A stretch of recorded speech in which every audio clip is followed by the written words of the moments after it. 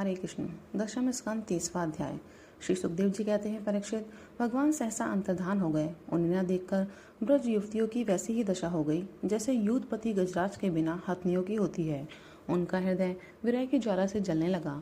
भगवान श्री कृष्ण की मधोन्मद गजराज की सी चाल, प्रेम भरी मुस्कान, विलास भरी चितवन, मनोरम प्रेमालाप, भिन्न भिन्न प्रकार की लीलाओं तथा श्रृंगार रस के भाव भंगियों ने उनके चित्त को चुरा लिया था। वे प्रेम की मत वाली गोपियां श्री कृष्ण में हो गई थीं और फिर श्री कृष्ण की विभिन्न चेष्टाओं का अनुकरण करने लगीं। अपनी प्रियतम श्री कृष्ण की चाल ढाल, हास विलास और चितवन बोलन आदि में श्री कृष्ण की प्यारी गोपियां उनके समान ही बन गईं। उनके शरीर में भी वही गतिमति, वही भाव भंगी उतर आई। वे अपने को सर्वथा भूलकर श्री कृष्ण स्वरूप हो गईं और उन्हीं के लीला विलास का अनुकरण करती हुई मैं श्री कृष्ण ही हूँ इस प्रकार कहने लगी। वे सब परस्पर मिलकर ऊंचे स्वर से उन्हीं के गुणों का गान करने लगी और मतवाली होकर एक वन से दूसरे वन में, एक झाड़ी से दूसरी झाड़ी में जा जाकर श्री कृष्ण को ढूंढने लगी। परीक्षित, भगवान श्री कृष्ण कहीं दूर थोड़े ही गए थे।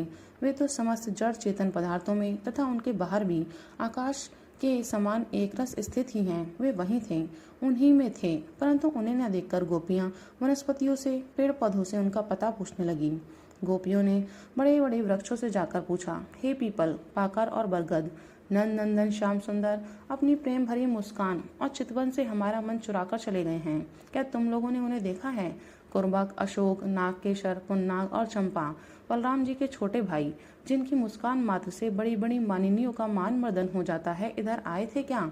अब उन्होंने स्त्री जाति के पौधों से कहा, बहन तुलसी, तुम्हारा हृदय तो बड़ा कोमल है, तुम तो सभी लोगों का कल्याण चाहती हो। भगवान के चरणों में तुम्हारा प्रेम तो है ही, वे भी तुमसे बहुत प्यार करते हैं, तभी तो भौरों के मंडराते रहने पर भी वे तुम्हारी माला नहीं उतारते, सर्वदा पहने रहते हैं। क्या तुमने अपने परम प्रियतम श्याम सुंदर को देखा है? प्यारी मालती, मल्लिके, जाति और जूही, तुम लोगों ने कदाचित हमारे प्यारे माधव को देखा होगा। क्या वे अपने कोमल करों से स्पर्श करके तुम्हें आनंदित करते हुए इधर से गए हैं? रसाल, प्रियाल, कटहल, पीतशाल, कचनार, जामुन, आक, बेल, मौलसरी, आम, कदम और नीम तथा अन्य यमुना के तट पर विराजमान सुखी तरोवरों, तुम्हारा जन्म जीवन केवल परोपकार के लिए है। श्री कृष्ण के बिना हमारा जीवन सूना हो रहा है, हम बेहोश हो रही हैं, तुम हमें उन्हें पाने का मार्ग बता दो। भगवान की प्रेयसी पृथ्वी देवी, तुमने ऐसी कौन सी तपस्या की है कि श्री कृष्ण के चरण कमलों का स्पर्श प्राप्त करके तुम आनंद से भर रही हो और तृणलता आदि के रूप में अपना रोमांच प्रकट कर रही हो? तुम्हारा यह उल्लास विलास श्री कृष्ण के चरण स्पर्श के कारण है अथवा वामन अवतार में विश्व रूप धारण करके उन्होंने तुम्हें जो नापा था उसके कारण है? कहीं उनसे ही पहले वरा भगवान के अंग संग के कारण तो तुम्हारी यह दशा नहीं हो रही है। अरे सखी हरिणियों, हमारे श्याम सुंदर के अंग संग से सुषमा सौंदर्य की धारा बहती रहती है। वे कहीं अपनी प्राण प्रिया के साथ तुम्हारे नैनों को परमानंद का दान करते हुए इधर से ही तो नहीं गए हैं? देखो देखो, यहाँ कुलपति श्री कृष्ण की कुंदकली की माला की मनोहर गंध आ रही है, जो उनकी परम प्रेयसी के अंग संग से लगे हुए कुंच कुमकुम से अनुरंजित रहती है। तरुवरों, उनकी माला की तुलसी में ऐसी सुगंध है कि उसकी गंध के लोभी मतवाले भौरे प्रत्येक क्षण उस पर मंडराते रहते हैं। उनके एक हाथ में लीला कमल होगा और दूसरा हाथ अपने प्रेयसी के कंधे पर रखे होंगे। हमारे प्यारे श्याम सुंदर इधर से विचरते हुए अवश्य गए होंगे। जान पड़ता है तुम लोग उन्हें प्रणाम करने के लिए ही झुके हो, परंतु उन्होंने अपनी प्रेम भरी चितवन से भी तुम्हारी वंदना का अभिनंदन किया है या नहीं? अरे सखी, इन लताओं से पूछो, ये अपने पति वृक्षों को भुजपाश में बांधकर आलिंगन किए हुए हैं, इससे क्या हुआ? इनके शरीर में जो पुलक है, रोमांच है, वह तो भगवान के नखों के स्पर्श से ही है। अहो, इनका कैसा सौभाग्य है। परीक्षित, इस प्रकार मतवाली गोपियां प्रलाप करती हुई भगवान श्री कृष्ण को ढूंढते ढूंढते कातर हो रही थी। अब और भी गाढ़ आवेश हो जाने के कारण वे भगवान में होकर भगवान की विभिन्न लीलाओं का अनुकरण करने लगी। एक पूतना बन गई तो दूसरी श्री कृष्ण बनकर उसका स्तन पीने लगी। कोई छकड़ा बन गई तो किसी ने बालकृष्ण बनकर रोते हुए उसे पैर की ठोकर मारकर उलट दिया। कोई सखी बालकृष्ण बनकर बैठ गई तो कोई तृणावर्त दैत्य का रूप धारण करके उसे हर ले गई। कोई गोपी पांव घसीट घसीट कर घुटनों के बल बकैया चलने लगी और उस समय उसके पायजेब रुंझुन रुंझुन बोलने लगे। एक बनी कृष्ण तो दूसरी बनी बलराम और बहुत सी गोपियां ग्वाल बालों के रूप में हो गईं। एक गोपी बन गई वत्सासुर तो दूसरी बनी बकासुर तब तो गोपियों ने अलग अलग श्री कृष्ण बनकर वत्सासुर और बकासुर बनी हुई गोपियों को मारने की लीला की। जैसे श्री कृष्ण वन में करते थे, वैसे ही एक गोपी बांसुरी बजा बजा कर दूर गए हुए पशुओं को बुलाने का खेल खेलने लगी। तब दूसरी गोपियां वाह वाह करके उसकी प्रशंसा करने लगी। एक गोपी अपने को श्री कृष्ण समझकर दूसरी सखी के गले में बाह डालकर चलती और गोपियों से कहने लगती, मित्रों, मैं श्री कृष्ण हूँ, तुम लोग मेरी ये मनोहर चाल देखो। कोई गोपी श्री कृष्ण बनकर कहती, अरे ब्रजवासियों, तुम आंधी पानी से मत डरो, मैंने उससे बचने का उपाय निकाल लिया है। ऐसा कहकर गोवर्धन धारण का अनुकरण करती हुई वे अपनी ओढ़नी उठाकर ऊपर तान लेती। परीक्षित एक गोपी बनी कालिया नाग तो दूसरी श्री कृष्ण बनकर उसके सिर पर पैर रखकर चढ़ी चढ़ी बोलने लगी, रे दुष्ट सांप, तू यहाँ से चला जा, मैं दुष्टों का दमन करने के लिए ही उत्पन्न हुआ हूँ। इतने में ही एक गोपी बोली, अरे ग्वालों, देखो वन में बड़ी भयंकर आग लगी है, तुम लोग जल्दी से जल्दी अपनी आंखें मूंद लो, मैं अनायास ही तुम लोगों की रक्षा कर दूंगा। एक गोपी यशोदा बनी और दूसरी बनी श्री कृष्ण। यशोदा ने फूलों की माला से श्री कृष्ण को उखल में बांध दिया। अब वह श्री कृष्ण बनी हुई सुंदरी गोपी हाथों से मुंह ढककर भय की नकल करने लगी। परीक्षित, इस प्रकार लीला करते करते गोपियां वृंदावन के वृक्ष और लता आदि से फिर भी श्री कृष्ण का पता पूछने लगी। इसी समय उन्होंने एक स्थान पर भगवान के चरण चिन्ह देखे। वे आपस में कहने लगी, अवश्य ही ये चरण चिन्ह उदार शिरोमणि नंदनंदन श्याम सुंदर के हैं, क्योंकि इनमें ध्वजा, कमल, वज्र, अंकुश और जौ आदि के चिन्ह स्पष्ट ही दिख रहे हैं। उन चरण चिन्हों के द्वारा ब्रजवल्लभ भगवान को ढूंढती हुई गोपियां आगे बढ़ी। तब उन्हें श्री कृष्ण के साथ किसी ब्रज युवती के भी चरण चिन्ह देख पड़े। उन्हें देखकर वे व्याकुल हो गई और आपस में कहने लगी, जैसे हथनी अपने प्रियतम गजराज के साथ गई हो, वैसे ही नंदनंदन श्याम सुंदर के साथ उनके कंधे पर हाथ रखकर चलने वाली किस बड़ भागने की ये चरण चिन्ह हैं। अवश्य ही सर्वशक्तिमान भगवान श्री कृष्ण की ये आराधिका होगी। इसलिए इस पर प्रसन्न होकर हमारे प्राण प्यारे श्याम सुंदर ने हमें छोड़ दिया है और इसे एकांत में ले गए हैं।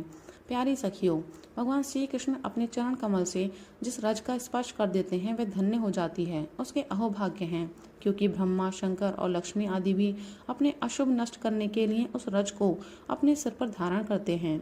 अरे सखियों, चाहे कुछ भी हो, यह जो सखी हमारे सर्वस्व श्री कृष्ण को एकांत में ले जाकर अकेले ही उनकी अधर सुधा का रस पी रही है, इस गोपी के उभरे हुए चरण चिन्ह तो हमारे हृदय में बड़ा ही क्षोभ उत्पन्न कर रहे हैं।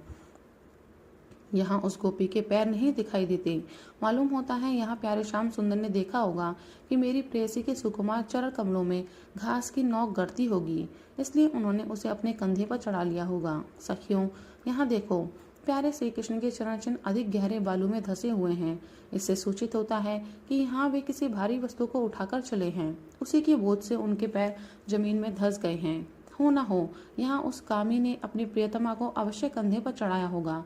देखो देखो, यहाँ परम प्रेमी ब्रजवल्लभ ने फूल चुनने के लिए अपनी प्रेयसी को नीचे उतार दिया है और यहाँ परम प्रियतम श्री कृष्ण ने अपनी प्रेयसी के लिए फूल चुने हैं। उचक उचक कर फूल तोड़ने के कारण यहाँ उनके पंजे तो धरती में गड़े हुए हैं और एड़ी का पता ही नहीं है।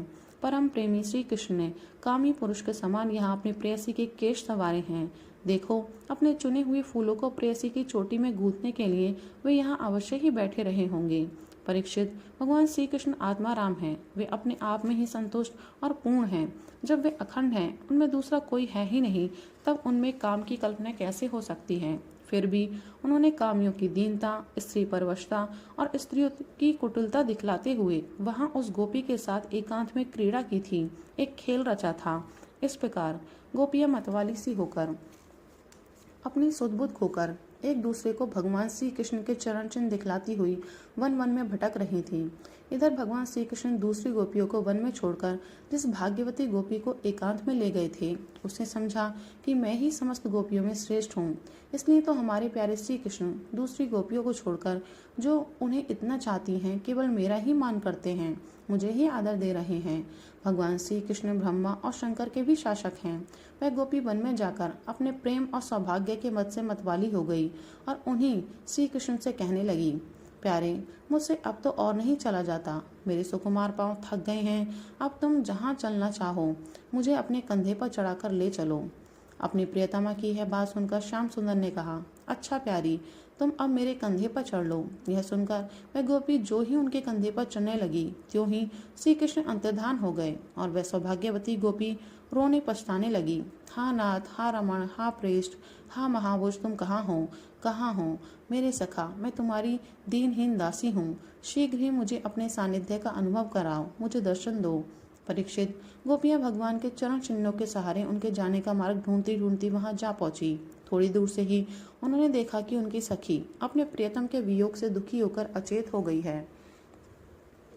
जब उन्होंने उसे जगाया तब उसने भगवान श्री कृष्ण से उसे जो प्यार और सम्मान प्राप्त हुआ था वह उनको सुनाया। उसने यह भी कहा कि मैंने कुटिलतावश उनका अपमान किया, इसी से वे अंतर्धान हो गए। उसकी बात सुनकर गोपियों के आश्चर्य की सीमा न रही। इसके बाद वन में जहाँ तक चंद्रदेव की चांदनी छिटक रही थी वहां तक वे उन्हें ढूंढती हुई गई, परंतु जब उन्होंने देखा कि आगे घना अंधकार है, घोर जंगल है, हम ढूंढती जाएंगी तो श्री कृष्ण और भी उसके अंदर घुस जाएंगे, तब वे उधर से लौट आई। परीक्षित, गोपियों का मन श्री कृष्ण में हो गया। उनकी वाणी से कृष्ण चर्चा के अतिरिक्त और कोई बात निकलती ही नहीं थी। उनके शरीर से केवल श्री कृष्ण के लिए और केवल श्री कृष्ण की चेष्टाएं हो रही थीं। कहाँ तक कहूँ, उनका रोम रोम, उनकी आत्मा श्री कृष्ण में हो रही थी। वे केवल उनके गुणों और लीलाओं का ही गान कर रही थी और उनमें इतनी तन्मय हो रही थी कि उन्हें अपने शरीर की भी सुध नहीं थी। फिर घर की याद कौन करता। गोपियों का रोम रोम इस बात की प्रतीक्षा और आकांक्षा कर रहा था कि जल्दी से जल्दी श्री कृष्ण आए। श्री कृष्ण की ही भावना में डूबी हुई गोपियां यमुना जी के पावन पुलिन पर रमण रीति में लौट आईं और एक साथ मिलकर श्री कृष्ण के गुणों का गान करने लगी। राधे राधे, हरि बोल।